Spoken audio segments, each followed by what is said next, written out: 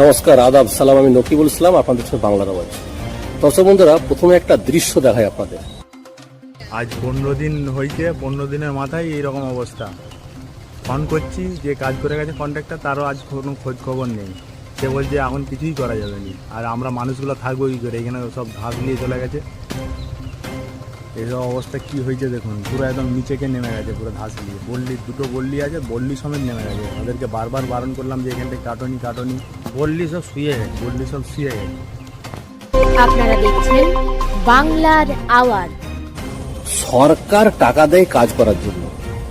নিশ্চয়ই ইঞ্জিনিয়ার যখন প্ল্যানিং করে তখন তার বাজেটটা ঠিক সেইভাবেই ধরে, যাতে মজবুতভাবে কাজটা হয়। কিন্তু তা সত্ত্বেও কাজের গুণমান এরকম কেন আজকে কাজ হবে, কালকে ধসে যাবে? কারণটা কি? এর উত্তর কে দেবে? বিষয়টা প্রশাসনের কাছে রইল। প্রশাসন বিষয়টা পলি করে এসে পড়ে আমার জায়গাটা এইখান পর্যন্ত ছিল।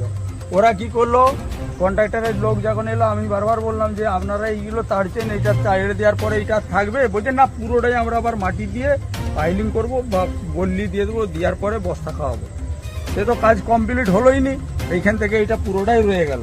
আমরা যখন জিজ্ঞাসা করলাম আমি যে আপনি এটা বন্ধ করে চলে যাচ্ছেন আবার অন্য জায়গায়, তাহলে এটা কবে হবে? সামনে বর্ষা।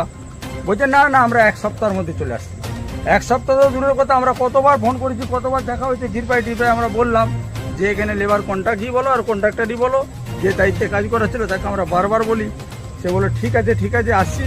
এমনকি আমরা এই ধাস নেওয়ার পর থেকে একইভাবে ডাকছি, একটা লোকও যদি ওরা কেউ আসতো, শেষ পর্যন্ত আমরা কোথায় কিছু খুঁজে পাইনি। আমার তারও এই যে বাড়ি ঘর দোকানদানি যা আছে সব কটাই চলে যাওয়ার মতন হয়ে গেছে। একটাও কেউ এই জন্য দর্শক বন্ধুরা, দেখলেন দৃশ্যটা। এবার কি বলবেন?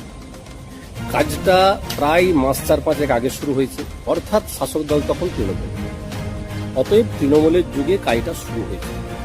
কাজটা শেষ হয়েছিল 15 দিন আগে, আর তার পরিস্থিতি এইরকম।